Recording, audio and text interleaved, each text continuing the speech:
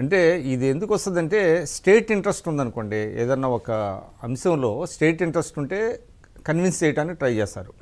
అంటే ప్రజలను చైతన్యపరుస్తారు, ఇందులో ఒక మంచి ఉన్నది, ఈ మంచి వల్ల ఈ ప్రభుత్వం ఈ నిర్ణయం తీసుకుందనేది.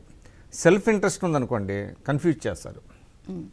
ఇప్పుడు దీంట్లో స్టేట్ ఇంట్రెస్ట్ కాదు ఉన్నది, సెల్ఫ్ ఇంట్రెస్ట్ ఉంది. సెల్ఫ్ ఇంట్రెస్ట్ ఉంది కాబట్టి కన్ఫ్యూజ్ చేయడానికి ట్రై చేస్తున్నారు. మీరు అన్నట్టుగా సుబ్బారెడ్డి గారు సామాన్యమైనటువంటి వ్యక్తి కాదు, ఆయన స్వయాన ముఖ్యమంత్రి గారికి చిన్నాన్న అవుతారు. అదేవిధంగా ఇప్పుడు రాజ్యసభ కూడా ఆయన ఆల్రెడీ నామినేట్ అయినట్టే.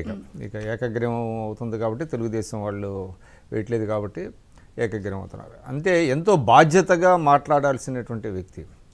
పార్టీ స్టాండా తన స్టాండా అసలు ఏంటి అనేటువంటి తెలియకుండా ఈ 5 ఏళ్లలో రాజధానికి సంబంధించి ఏ ఒక్క చిన్న పని కూడా చేయకపోగా దాన్ని మొత్తం ఒక సర్వనాశనం చేసి రకరకాలుగా 3 క్యాపిటల్స్ అని చెప్పి కోర్టులతో అక్షంతలు పడి నానా ఇది చేసిన తర్వాత ఇవాళ మళ్ళీ తిరిగి ఒక కొత్త పల్లవి ఎత్తుకోవటం అనేటువంటిది చాలా దుర్మార్గం, అది దురదృష్టకరం కూడా. ఇది ఎవరికి కూడా యాక్సెప్టబుల్ కాదు. ముఖ్యంగా తెలంగాణ వాళ్ళకు కూడా దాని మీద అక్కడ కూడా పార్టీలకి అతీతంగా యాజిటేట్ చేస్తారు ఇన్ కేసు ఇది వస్తే కనుక.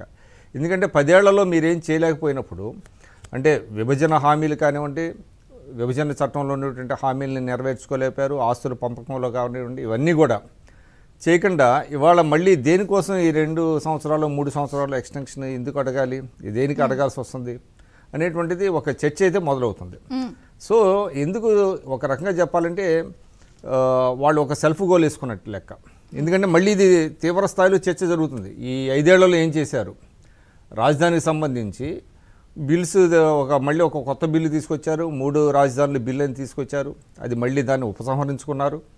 మళ్ళీ 3 రాజధానులు అక్కడ కడతామని చెప్పి వైజాగ్లోకి కొన్ని ఆఫీసెస్ పెడతామని చెప్పారు, అది చేయలేదు, కోర్టులు అక్షంతలు వేసినాయి. కాబట్టి ఇదంతా ప్రజల్లో ఒక చర్చ జరుగుతుంది. ఇవాళ అక్కడ అమరావతిలో అంటే తాత్కాలికమైనప్పటికీ కూడా అక్కడ అసెంబ్లీ అక్కడి నుంచే నడిపించారు, అదేవిధంగా ప్రభుత్వ ఆఫీసులు కార్యాలయాలు అక్కడి నుంచే ఉన్నాయి. ఇవన్నీ కూడా ప్రజల్లో చేసిన తర్వాత వీళ్ళు ఏం చేశారు ఈ 5 ఏళ్లలో కనీసం కొంత ఏదన్నా ఒక పురోగతి ఉంటే ఎస్ ఇంకా కొంత సమయం కావాలి కాబట్టి వీళ్ళు అడుగుతున్నది సముచితమైనటువంటి ఒక అభిప్రాయానికి వస్తారు.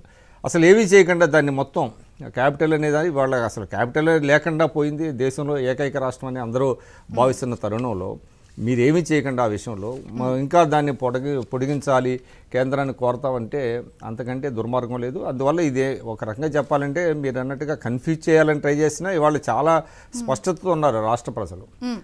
ఎందుకంటే ఇవాళ చాలా అవమానకరమైనటువంటి విధానంలో ప్రజలందరూ కూడా భావిస్తున్నారు రాష్ట్రానికి క్యాపిటల్ లేకపోవటం అనేటువంటిది. అందువల్ల ఆయన ఏ ఉద్దేశంతో మాట్లాడినా కూడా వాళ్ళకి అది సెల్ఫ్ గోల్ అయింది. వాళ్ళ దాని మీద పెద్ద ఎత్తున చర్చ జరుగుతున్నది, అందరూ మాట్లాడుతున్నారు, వాస్తవాలు చెప్తున్నారు.